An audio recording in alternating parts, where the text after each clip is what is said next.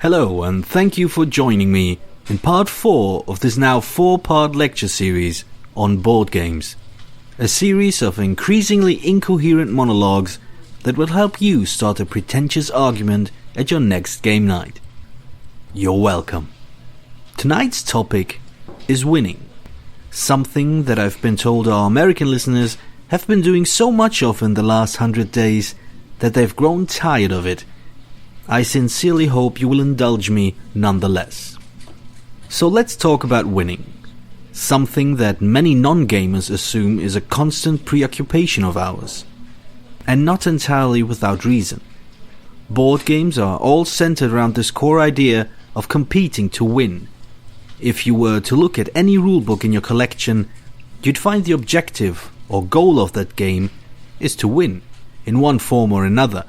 While we might enjoy or even prefer a number of other aspects when we play, like the camaraderie, the relaxing and friendly atmosphere of spending time with friends, designers do not actually base their rules on that. Their games will always lead up to ask us the same question: who played it best? Once that has been answered, the game is over. This can even happen while you're still playing. When a player has taken an unassailable lead, games tend to run out of steam. Because trying to win, fighting over first place, is what drives our engagement. As soon as we stop being invested in victory, games lose that edge and become lackluster affairs. That is because, even if we are not particularly competitive gamers, we understand that competition is the necessary conceit for play to happen. It is the buy-in we need so that games can be the dynamic, surprising and challenging affairs that we want them to be. More than that, the desire to win is the ordering principle that guides our decision making.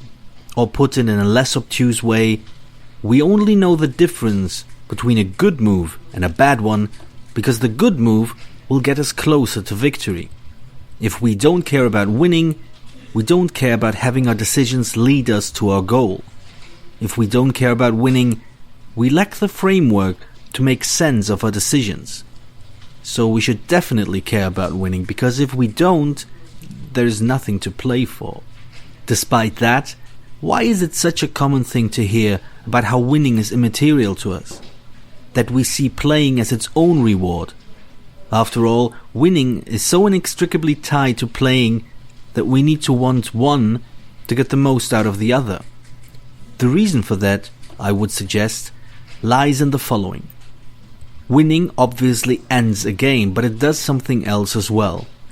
Something that is less apparent and more subtle and far more effective for it. Winning establishes an informal social hierarchy within the group, with the winner at the top and the losers at the bottom.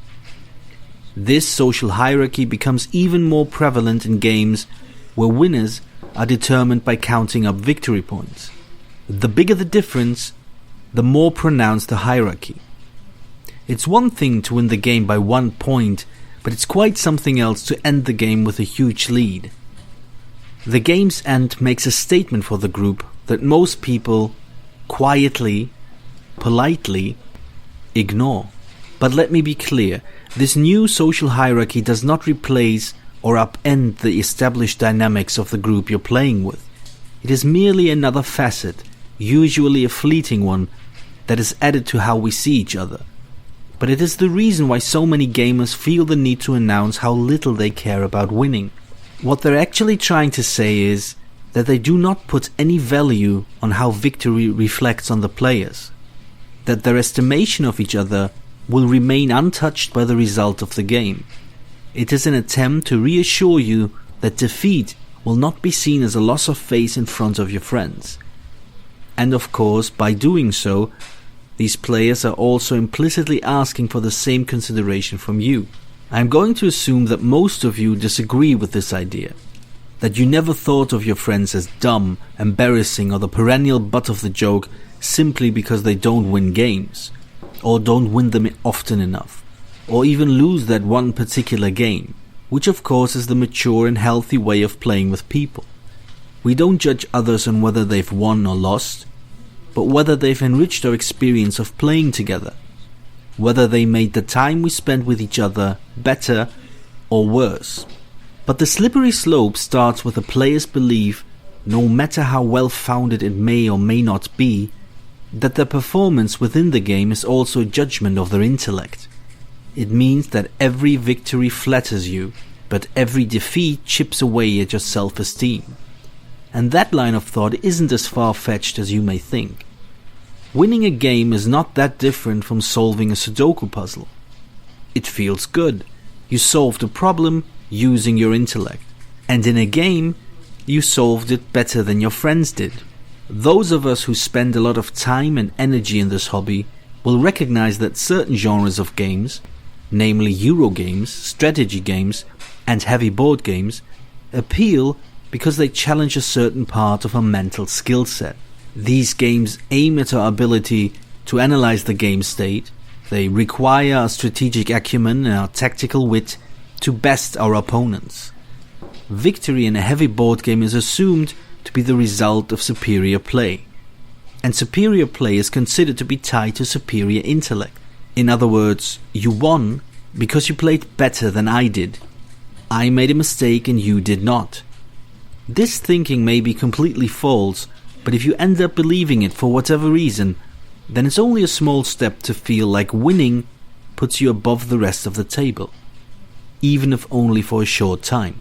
And if you don't want to deal with this underlying and often unaddressed dimension of winning, the easiest and most casual way of saying so is declaring that you don't care about winning. It's a way of rejecting what winning means, and it confuses people, especially non-gamers I've found, when you don't want winning to mean anything, but still need it to matter so that the game can work as intended. Winning is meaningless, but we accept that it's necessary. Like money. My overall point is this, I think. Not caring about winning can be indicative of a desire to strengthen the social and communal aspect of gaming beyond its underlying act of competition. It is trying to emphasize the positive and reaffirming qualities of gaming, while softening those that have the potential to be frustrating. Which is of course deeply ironic considering that games are defined by how they frustrate us. And I will expand on this statement on the next lecture. I know it's terribly frustrating. Thank you. That is all.